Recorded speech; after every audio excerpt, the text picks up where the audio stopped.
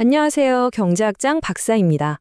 경제학 공부하는 학생들이라면 누구나 아는 바로 그 책, 이중구, 이창용 교수님의 경제학 원론을 가지고 우리 삶과 아주 밀접한 경제 이야기를 풀어보는 시간입니다.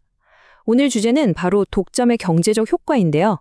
왜 어떤 물건은 터무니없이 비싸게 느껴지는지 오늘 그 비밀을 한번 파헤쳐보겠습니다. 자, 그럼 학생들과 함께 시작해볼까요? 여러분, 혹시 이런 생각해 본 적 없으세요? 아니, 이건 대체 왜 이렇게 비싼 거야? 하고요. 예를 들면 새로 나온 최신 스마트폰이나 업무에 꼭 필요한 어떤 소프트웨어 같은 것들이요. 맞아요. 그 비싼 가격 뒤에는 바로 독점이라는 구조가 숨어 있을 수 있습니다. 지금부터 이 독점이 우리 경제에 어떤 영향을 미치는지 아주 다른 두 시장의 이야기를 통해 명쾌하게 설명해 드릴게요. 자, 독점이 왜 문제인지 제대로 알려면요. 일단 기준점이 있어야겠죠. 그러니까 가장 이상적인 시장은 어떤 모습인지부터 알아야 한다는 겁니다. 수많은 가게들이 서로 경쟁하면서 활기가 넘치는 시장과 주인이 딱 하나뿐인 외로운 시장, 이 두 시장을 비교해보면 독점의 진짜 모습이 보이기 시작할 겁니다. 이 두 시장의 가장 결정적인 차이, 그건 바로 힘입니다. 힘. 완전 경쟁 시장에서는요, 파는 사람이 너무 많아서 그 누구도 가격을 마음대로 정할 수가 없어요. 그냥 시장에서 정해진 가격을 받아들여야 하죠. 그래서 가격 수용자라고 부릅니다. 덕분에 자원이 가장 효율적으로 배분되는 아주 이상적인 결과가 나오죠. 자, 반면에 독점 시장은 어떨까요? 판매자가 딱 하나. 그러니까 가격을 자기 마음대로 정할 수 있는 가격 설정자가 되는 겁니다. 바로 여기서부터 모든 문제가 시작되는 거죠. 자, 이제 진짜 핵심으로 들어가 보겠습니다. 독점은 우리 사회 전체의 파이를 어떻게 갉아먹는 걸까요? 그리고 그렇게 사라져버린 파이 조각은 대체 어디로 가버리는 걸까요? 이 모든 비밀을 풀어줄 지도를 지금부터 함께 펼쳐보겠습니다. 네, 바로 이 그래프입니다. 좀 복잡해 보이나요? 걱정 마세요. 이게 바로 모든 걸 설명해주는 지도거든요.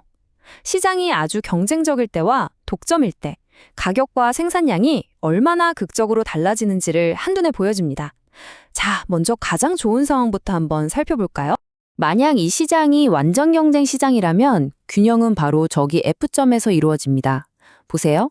가격은 PC로 아주 낮고 생산량은 QC로 아주 많죠.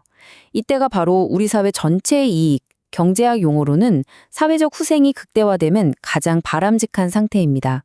소비자는 싸게 많이 살 수 있고 생산자도 합리적인 이윤을 얻는 모두가 행복한 상태죠. 그런데 여기에 독점 기업이 딱 등장하면 상황이 180도 달라집니다. 일부러 생산량을 QM까지 확 줄여버려요. 여기서 학생들이 질문하죠. 아니 교수님, 많이 팔아야 좋은 거 아닌가요? 왜 줄이죠? 바로 그게 핵심입니다. 물건을 일부러 귀하게 만드는 거예요. 희소성을 만들어서 가격을 PM까지 쭉 끌어올리는 거죠. 이게 바로 독점 기업이 자기 이익을 극대화하는 아주 전형적인 전략입니다. 자, 이렇게 독점 때문에 생산량이 줄어들면서 사회 전체적으로 그냥 사라져버리는 가치가 생기는데요. 이걸 경제학에서는 좀 어려운 말로 후생손실 또는 자중손실이라고 부릅니다. 영어로는 deadweight loss. 아주 중요한 개념이니 꼭 기억해 두세요.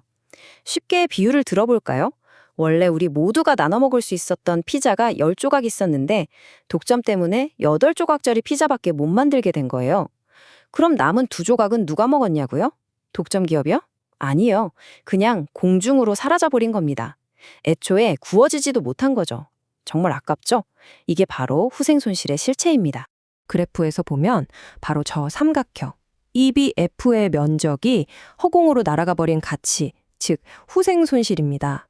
여기서 학생들이 또 묻죠.